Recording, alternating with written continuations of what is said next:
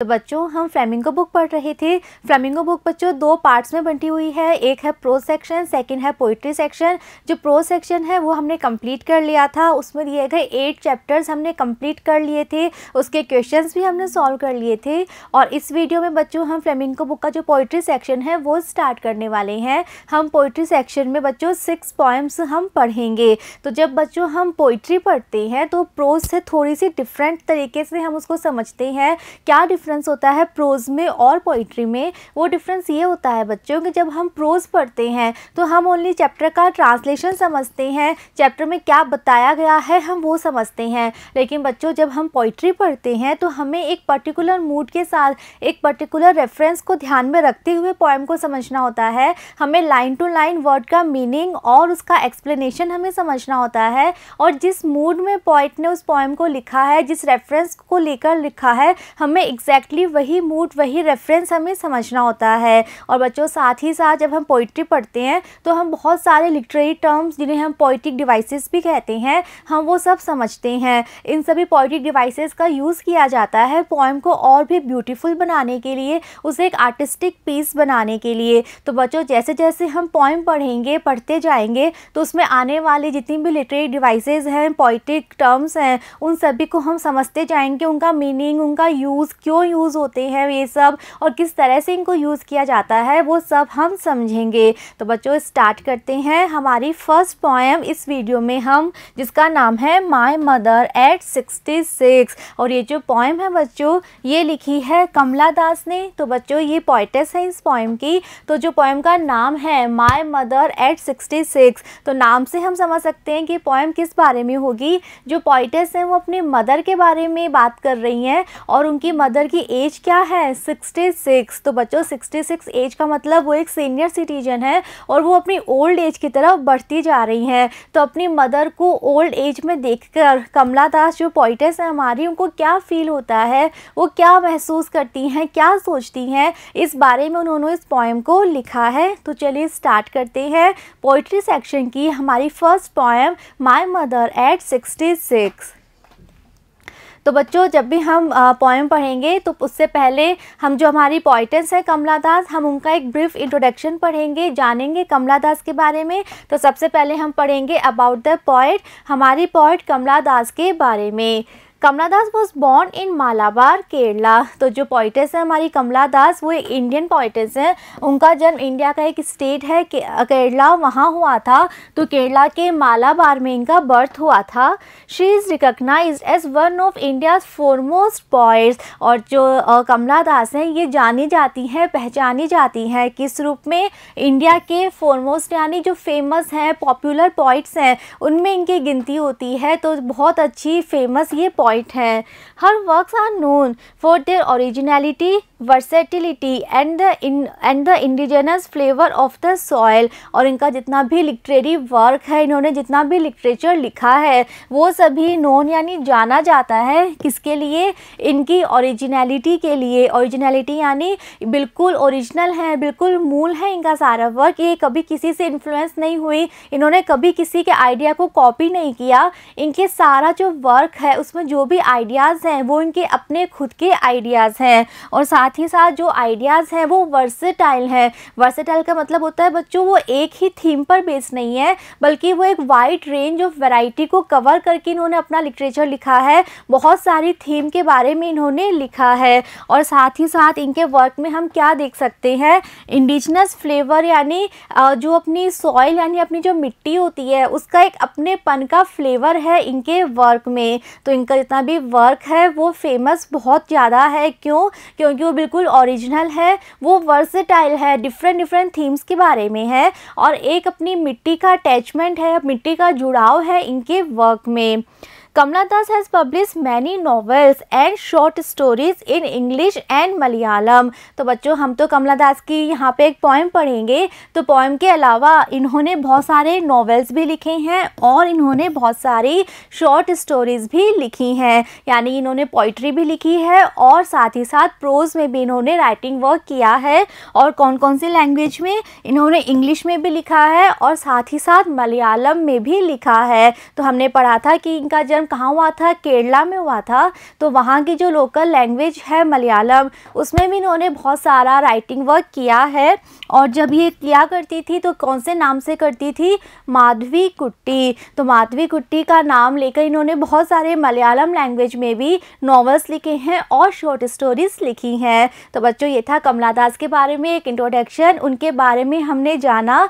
तो बच्चों poem start करने से पहले एक इम्पॉर्टेंट बात जो मैं आपको बताना चाहती हूँ इस पोएम के बारे में, वो है कि ये पोएम बहुत ही एक यूनिक स्टाइल में लिखी गई है। जब हम इस पोएम को पढ़ेंगे तो हम देखेंगे कि ये कंप्लीट पोएम एक सिंगल सेंटेंस में लिखी गई है। कहीं भी सेंटेंस को ब्रेक नहीं किया गया है। सेंटेंस को एंड करने के लिए हम क्या यूज़ करते हैं, या तो हम फुल स्टॉप यूज़ करते हैं, या हम क्वेश्चन मार्क लगाते हैं, या फिर एक्सक्लेमेटरी मार्क हम यूज़ करते हैं। लेकिन इस पोएम में आप देखेंगे इस तरह के किसी भी मार्क का यूज़ नहीं किया गया है, और पंचुएशन के लिए यहाँ पे सिर्फ कोमा का यूज़ किया गया है। तो ये बहुत ही एक यूनिक स्टाइल में कमला दास ने इस पोएम को लिखा है। कंप्लीट पोएम लिखी गई है एक सिंगल सेंटेंस में। तो चलिए अब स्टार्ट करते हैं हमारी पोएम।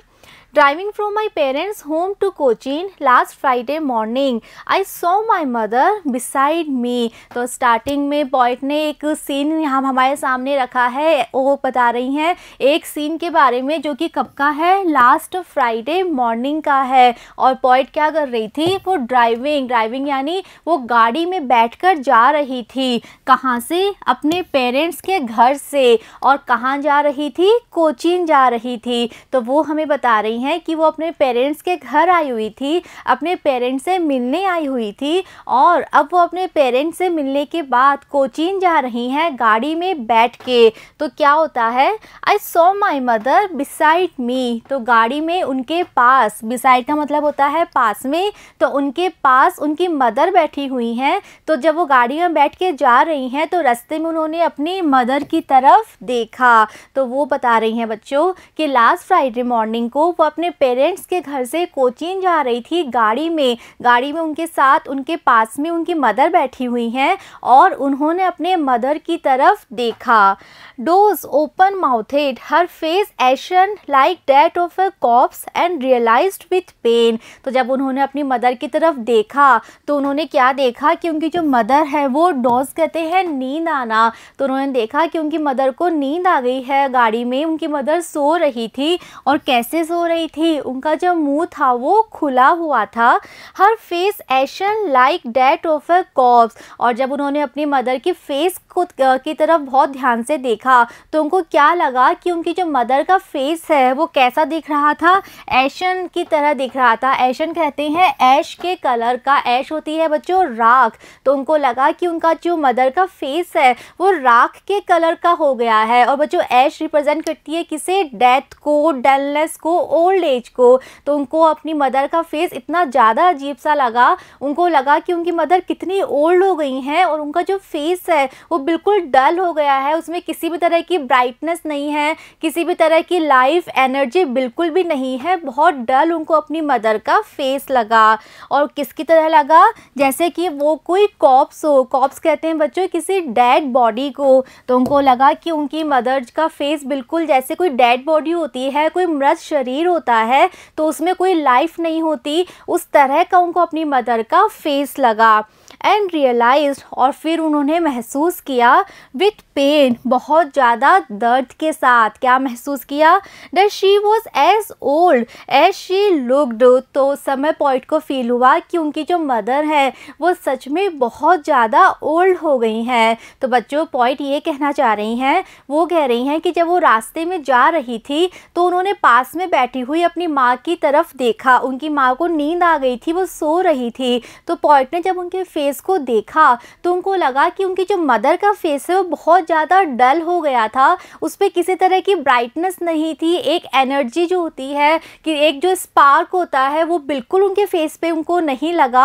और उनको लगा कि जैसे कॉप्स होती है, एक डेड बॉडी होती है, वैसा उनकी मदर का फेस हो गया था, जिसमें कोई लाइफ नहीं थी, कोई एनर्जी नहीं थी, किसी भी तरह का एंथुजियाज्म बिल्कुल भी नहीं था। तो बच्चों यहाँ हम देख सकते हैं लाइक का यूज़ किया गया है। तो बच्चों मैंने आपको बताया था कि हम बहुत सारी पोएटिक डिवाइसेस समझेंगे। तो एक बहुत ही इंपॉर्टेंट पोएटिक डिवाइस है, इसका नाम होता है सिमली।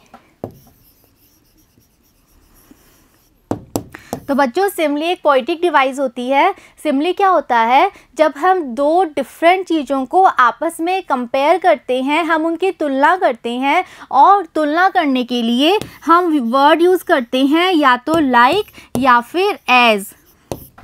तो अगर लाइक या एज वर्ड का यूज़ करके हम दो डिफरेंट चीज़ों को आपस में कंपेयर करते हैं, हम उनकी तुलना करते हैं, तो वो एक लिटरेरी टर्म बनता है जिसका नाम होता है सिमली। तो यहाँ पे पॉइंट ने अपने मदर की फेस को कंपेयर किया है किसके साथ, like that of a cops, एक डेड बॉडी के फेस के साथ। यानी वो कहना चाह रही हैं कि जैसा फेस एक डेड बॉडी का होता है जिसके अंदर कोई लाइफ नहीं है, कोई एनर्जी नहीं है, उनकी मदर का फेस भी बिल्कुल वैसा लग रहा था। तो वो बताना चाह रही हैं कि उनकी मदर कितनी ओल्ड लग रही थी, उनके फेस पे कोई ग्लो नहीं था, किसी तरह की ब्राइटनेस नहीं थी। उनकी मदर उनको इतनी वीक लग रही थी, इतनी डल लग रही थी कि जैसे वो एक डेड बॉडी का फेस हो। तो यहाँ पे एक लिटरेरी टर्म यूज़ किया गया है जिसका नाम है सिमली। इसके अलावा बच्चों हम और भी लिटरेरी टर्म देख सकते हैं।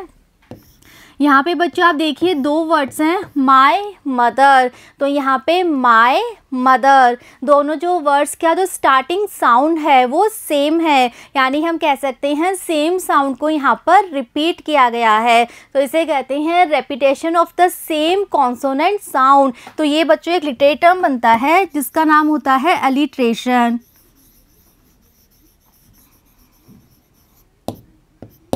तो बच्चों ये एक लिटरेरी टर्म होता है अलिट्रेशन। तो अलिट्रेशन का क्या मतलब होता है, जब भी किसी लाइन में जो वर्ड्स हैं वो सेम कॉन्सोनेंट साउंड से स्टार्ट होते हैं, यानी हम कह सकते हैं repetition of the same consonant sound is known as alliteration. तो यहाँ पे यूज़ किया गया है अलिट्रेशन का। तो बच्चों एक बार हम वापस से इसका मीनिंग समझ लेते हैं। पॉइंट कह रही हैं कि लास्ट फ्राइडे मॉर्निंग को वो अपने पेरेंट्स के घर से कोचीन जा रही थी, गाड़ी में बैठ के जा रही थी। गाड़ी में उनके साथ उनके पास में उनकी मदर बैठी हुई थी। तो जब उन्होंने रास्ते में अपने मदर की तरफ देखा जो कि सो रही थी, तो उन्होंने देखा कि जो उनकी मदर का फेस है वो इतना डल हो गया था, उस पर किसी तरह की ब्राइटनेस, किसी तरह की लाइफ नहीं थी और वो ऐसा लग रहा था जैसा फेस किसका होता है, किसी डेड बॉडी का होता है। तो पॉइंट को रियलाइज़ हुआ, उन्होंने फील किया कि उनकी मदर सच में बहुत ज़्यादा ओल्ड हो गई हैं, वो अपनी ओल्ड एज की तरफ बढ़ती जा रही हैं और जो एक यूथ, एक स्पार्क होता है वो बिल्कुल भी उनमें पॉइंट को फील नहीं हुआ। तो आगे वो क्या कह रही हैं कि उन्होंने रियलाइज़ तो किया कि उनकी मदर उतनी ही ओल्ड हो गई थी जितनी ओल्ड वो दिख रही थी, बट सून, लेकिन जल्दी ही, put that thought away. Point कह रही हैं जल्दी ही मैंने क्या किया, मैंने उस विचार को अपने मन से हटा दिया। यानी कि पॉइंट को बहुत पेन हो रहा था ये देखिए कि उनकी मदर कितनी ओल्ड हो गई हैं, वो ओल्ड एज में बढ़ती ही जा रही हैं। तो ये देख के पॉइंट को अपने एक मन में एक पेन फील हुआ। तो उस पेन से फ्री होने के लिए उन्होंने क्या किया, उन्होंने इस विचार को अपने मन से हटा दिया, अपना माइंड डाइवर्ट कर लिया। तो डाइवर्ट करने के लिए उन्होंने क्या किया, उन्होंने अपने मदर की तरफ से फेस हटाया और बाहर विंडो की तरफ उन्होंने देखा। And looked out at young trees sprinting. तो उन्होंने बाहर गाड़ी की विंडो से बाहर उन्होंने देखा, तो बाहर उनको क्या दिखाई दिया, बाहर उन्होंने क्या देखा कि बाहर बहुत सारे कि ऐसे ट्रीज जो कि यंग का मतलब बहुत ग्रीन हैं, बहुत अच्छे लग रहे हैं और वो ट्रीज क्या कर रहे हैं, स्प्रिंटिंग। स्प्रिंट कहते हैं बच्चों रेस, यानी वो भाग रहे हैं बहुत तेज़ी से। तो बच्चों ये आपने भी फील किया होगा, जब भी हम किसी व्हीकल में जाते हैं, बस में, ट्रेन में, गाड़ी में हम कहीं जा रहे होते हैं, तो बाहर अगर पेड़ लगे हुए हैं बहुत सारे, तो जितनी स्पीड से हमारा व्हीकल जा रहा है हमें महसूस होता है ना कि जो बाहर वाले पेड़ हैं वो भी उतनी ही स्पीड से ऑपोजिट डायरेक्शन में भाग रहे हैं। तो उसी बात को पॉइंट ने यहाँ पे रेफ़र किया है। वो कह रही हैं कि अपनी मदर को इतनी ओल्ड एज में देख के उनको अच्छा नहीं लग रहा था, उनको एक पेन फील हो रहा था। तो उस पेन से फ्री होने के लिए उन्होंने अपना माइंड डाइवर्ट करना चाहा, अपने मन से उस विचार को निकालना चाहा। तो उन्होंने क्या किया, उन्होंने विंडो से बाहर देखा तो बाहर उनको क्या दिखाई दिया कि जो यंग ट्रीज़ हैं, जो ग्रीन ट्रीज़ हैं, वो बहुत तेज़ी से भाग रहे थे। और ऐसा उनको क्यों लगा, क्योंकि वो गाड़ी में बैठी हैं, गाड़ी चल रही है, स्पीड से चल रही है, तो जितनी स्पीड से गाड़ी चल रही थी उनको महसूस हो रहा था कि बाहर के ट्रीज़ भी उतनी ही स्पीड से भाग रहे हैं। तो बच्चों यहाँ पे जो यंग ट्रीज़ हैं इसका यूज़ क्यों किया गया है, यहाँ पे पॉइंट हमें एक कॉन्ट्रास्ट बता रही हैं। जो गाड़ी के अंदर उनके साथ में उनकी मदर बैठी हुई हैं वो कैसी हैं, वो अपनी ओल्ड एज में हैं, एक ऐसी एज में जब लाइफ बिल्कुल डल हो जाती है, लाइफ में किसी भी तरह का स्पार्क नहीं रहता, कोई एनर्जी नहीं रहती, कोई ब्राइटनेस नहीं रहती। लेकिन गाड़ी के बाहर का जो सीन था वो बिल्कुल ऑपोजिट था गाड़ी के अंदर के सीन से। बाहर क्या था, बाहर यंग ट्रीज थे।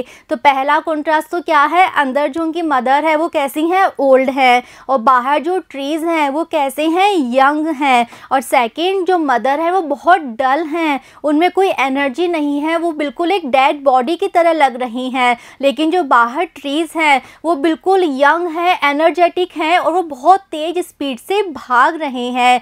तो यहाँ पॉइंट ने एक कॉन्ट्रास्ट क्रिएट किया है, दो बिल्कुल कॉन्ट्रेरी इमेज उन्होंने हमें यहाँ पे प्रेजेंट की हैं अपनी बात को और अच्छे से एक्सप्लेन करने के लिए। तो बच्चों यहाँ पे हम एक और लिटरेरी टर्म देख सकते हैं। ट्रीज हमें पता है कभी भी स्प्रिंट नहीं कर सकते। तो यहाँ पे जो पॉइंट ने ट्रीज को स्प्रिंट करते हुए प्रेजेंट किया है, तो ये एक लिटरेरी डिवाइस होती है बच्चों, जिसे कहते हैं पर्सनिफिकेशन।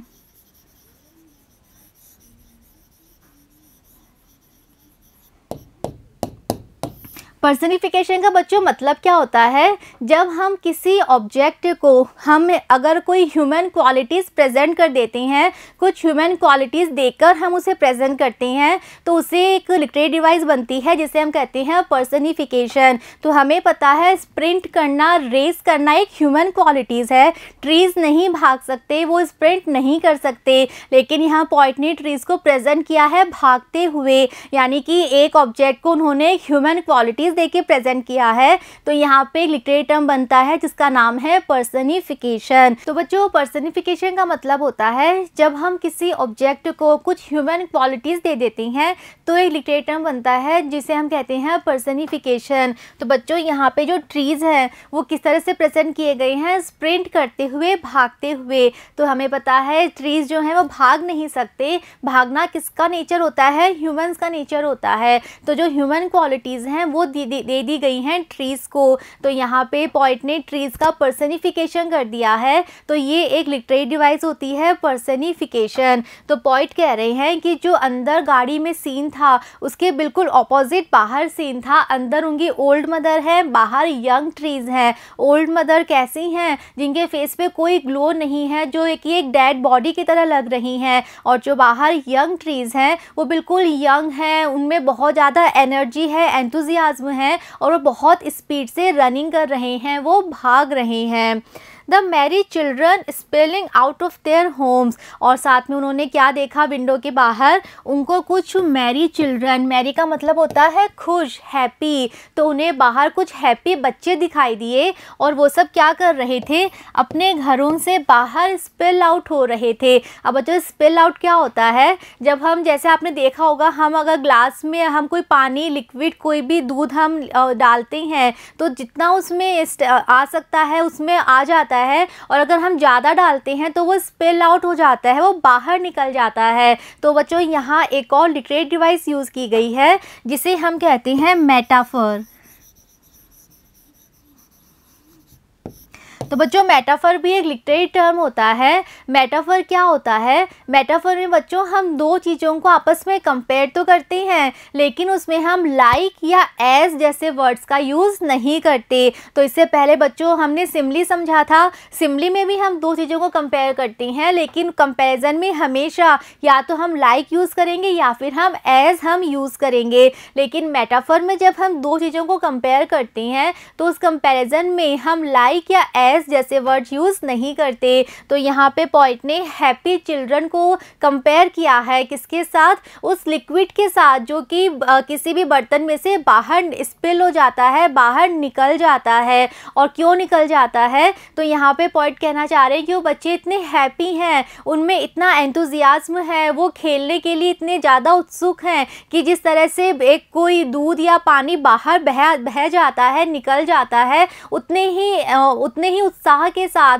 वो अपने घरों से बाहर निकल रहे हैं, वो खेलना चाहते हैं।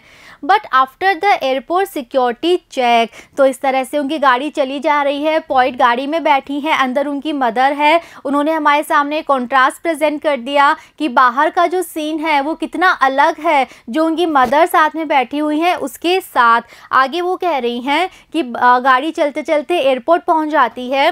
तो एयरपोर्ट पे जब वो सिक्योरिटी चेक करवा रही थी, तो बच्चों एयरपोर्ट पे जब हम जाते हैं तो सिक्योरिटी चेक की आगे एक प्रोसीजर होता है जिसमें हमारा सारा लगेज चेक होता है, हमारे सारे डॉक्यूमेंट्स चेक होते हैं। तो जब वो ये सारी प्रोसेस करवा रही थी, standing a few yards away I looked again at her wan pale, तो उनकी मदर तो वहीं बाहर ही खड़ी हो गई थी और वो अंदर जाके अपना सिक्योरिटी चेक करवा रही थी। तो जब उन्होंने कुछ यार्ड्स की दूरी पे, यार्ड्स बच्चों एक मेज़रमेंट यूनिट होती है, एक डिस्टेंस मेज़र करने के लिए एक यूनिट होती है, तो उन्होंने जब कुछ यार्ड्स की दूरी पे खड़ी हुई अपनी माँ की तरफ वापस से देखा तो उनको क्या लगा कि उनकी माँ सच में बहुत ज़्यादा वॉर्न थी। वॉर्न का मतलब होता है उनके फेस पे कोई ग्लो नहीं था, उनका फेस बिल्कुल डल हो गया था। और कैसा हो गया था, पेल। पेल कहते हैं येलोइश कलर का, और येलोइश कलर का मतलब वही होता है बहुत डल हो गया था, बहुत ज़्यादा वीक हो गया था।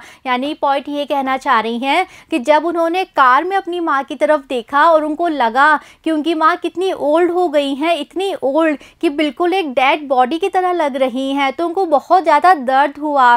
तो इस दर्द से फ्री होने के लिए उन्होंने अपना माइंड डाइवर्ट करने के लिए उन्होंने बाहर देखा। तो उन्होंने क्या देखा कि बाहर कितना डिफरेंट सीन है, बाहर ट्रीज़ हैं जो इतने यंग हैं, इतने एनर्जेटिक हैं, और बच्चे हैं जो इतने हैप्पी हैं, फुल ऑफ एनर्जी हैं, फुल ऑफ लाइफ है। तो उनको बहुत अच्छा लगा। लेकिन जब वो एयरपोर्ट पहुंच जाती हैं और फिर से अपने मदर की तरफ देखती हैं तो फिर से उन्होंने अपनी मदर को वैसे ही देखा जो बहुत वीक है, बहुत डल है, उनका फेस बिल्कुल पेल हो गया है, पीला पड़ गया है, कोई ग्लो नहीं है उस पर। तो फिर से उनको वही रियलिटी याद आ जाती है कि उनकी मदर सच में कितनी वीक हो गई हैं, कितनी डल हो गई हैं, एक्चुअल में वो कितनी ओल्ड हो गई हैं। As a late winter's moon, तो वो क्या कह रही हैं कि उनकी मदर का फेस फिर से उन्हें कैसा लगा, जैसे कि लेट विंटर का मून होता है। तो बच्चों यहाँ पे क्या है, फिर से यूज़ किया गया है एज का। तो हमने पढ़ा था जब हम दो चीज़ों को कंपेयर करते हैं और कंपैरिजन में लाइक या एज वर्ड यूज़ करते हैं तो वो कौन सा लिटरेरी टर्म बनता है, सिमली। तो यहाँ फिर से पॉइंट ने सिमली का यूज़ किया है। वो कह रही हैं कि जब उन्होंने एयरपोर्ट पे फिर से अपनी मदर को देखा तो उनको अपनी मदर का फेस फिर से बिल्कुल पेल लगा, बिल्कुल पीला लगा, उस पर कोई ग्लो नहीं था, और उनका फेस बिल्कुल कैसा था, उस मून की तरह, जो मून कब होता है, लेट विंटर में होता है। तो बच्चों लेट विंटर का मून कैसा होता है, हमें पता है जब विंटर सीज़न होता है उस समय स्काई में बहुत ज़्यादा फॉग होता है। तो फॉग की वजह से मून जो होता है वो पीछे छुप जाता है और उसकी जो ब्राइटनेस है वो कहीं ना कहीं दब जाती है, उस पर कोई ग्लो नहीं होता, कोई ब्राइटनेस नहीं होती। तो जिस तरह से लेट विंटर्स का मून होता है जिस पे ग्लो नहीं होता, ब्राइटनेस नहीं होती, बिल्कुल वैसा ही उनको अपनी मदर का फेस लगा जिस पे कोई ब्राइटनेस नहीं थी, बिल्कुल भी ग्लो नहीं था। तो एयरपोर्ट पे जब उन्होंने अपनी मदर को देखा तो फिर से वही रियलिटी उनके सामने आ गई थी कि उनकी मदर सच में बहुत ओल्ड हो गई हैं, और अब उन्होंने अपने मदर के ओल्ड फेस को कंपेयर किया है लेट विंटर मून के साथ। जिस तरह मून जो होता है लेट विंटर्स में बिकॉज ऑफ फॉग उसमें ब्राइटनेस नहीं होती, उसमें कोई ग्लो नहीं होता, उसका ग्लो कम हो जाता है, दब जाता है, बिल्कुल वैसे ही उनकी जो मदर का फेस था उस पर जो ग्लो किसी समय हुआ करता था वो ग्लो अब नहीं था, उसकी जो ब्राइटनेस थी अब बिल्कुल भी नहीं थी। And felt that old familiar एक। तो पोइटस कह रही हैं कि जब उन्होंने फिर से अपने मदर के फेस को देखा और फिर से ये रियलाइज़ किया कि उनकी मदर कितनी ओल्ड हो गई हैं, तो फिर से उन्होंने क्या महसूस किया, उसी फैमिलियर एक को, एक कहते हैं दर्द और फैमिलियर होता है परिचित, तो वही पुराना परिचित दर्द उन्होंने फील किया। माई चाइल्डहुड फेयर, और वो दर्द क्या था, उनके बचपन का डर। तो पोइटस को बचपन में भी इस बात से डर लगा करता था। क्या डर था अब ये, तो अब जब उन्होंने अपनी मदर को ओल्ड एज में देखा तो उनको डर लग रहा था कि उनकी मदर जो है वो ओल्ड होती जा रही हैं और जल्द ही क्या होगा, उनकी मदर इस दुनिया से चली जाएंगी और वो अपनी मदर से वापस नहीं मिल पाएंगी। तो पोइटस कह रही हैं कि ये जो डर है ये बचपन में भी उनके मन में था कि कभी उनको अपनी मदर से दूर ना जाना पड़े, और ये डर फिर से उनको वापस याद आ गया जब उन्होंने अपनी मदर को इतना ज़्यादा ओल्ड देखा। उनको रियलाइज़ हुआ कि उनकी जो मदर है उनकी एज बढ़ती जा रही है, वो और ओल्ड होती जा रही हैं। तो फिर से उनके मन में वही डर आ गया कि कहीं अपनी मदर को वो खो ना दे, कहीं अपनी मदर से वो वापस मिल ना पाए।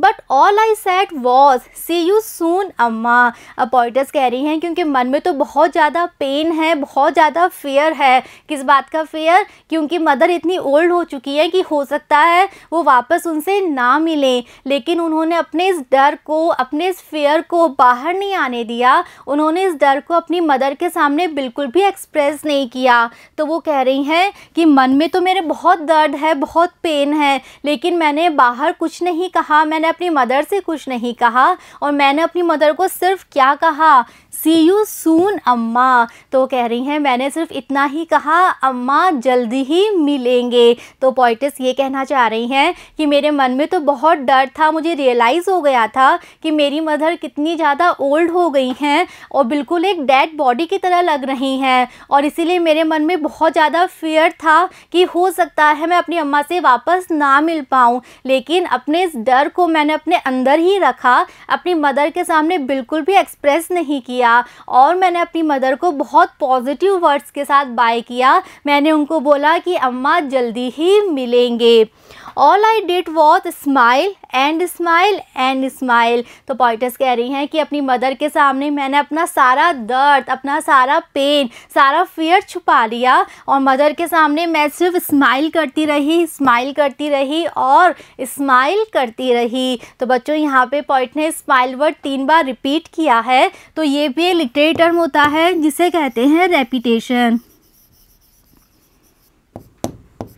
तो एक ही वर्ड को पोइट ने एक लाइन में 3 बार रिपीट किया है। तो रेपिटेशन का यूज़ क्यों किया जाता है? रेपिटेशन का यूज़ करते हैं अपनी बात को एम्फेसाइज करने के लिए, अपनी बात को जोर देकर कहने के लिए। तो पोइटस ये कहना चाह रही हैं कि मन में मेरे बहुत दर्द था, बहुत पेन था, लेकिन अपने पेन को मैं अपनी मदर के सामने बिल्कुल नहीं लाना चाहती थी। तो दर्द होने के बावजूद मदर के सामने मैं सिर्फ और सिर्फ स्माइल करती रही, और मैंने बहुत ही पॉजिटिव वर्ड्स के साथ उनको बाय किया, और मैंने उनको बोला कि अम्मा जल्दी ही मिलेंगे। तो बच्चों यहाँ हम एक और लिटरेरी टर्म देख सकते हैं, सैड सी सून। तो बच्चों आप बोल के देखिए, सैड सी सून। तो जो तीनों वर्ड्स हैं उनकी जो स्टार्टिंग साउंड है वो सेम है। तो इसे हमने पढ़ा था अभी पहले, ये होता है repetition of the same consonant sound, और ये लिटरेरी टर्म बनता है कौन सा? अलिट्रेशन।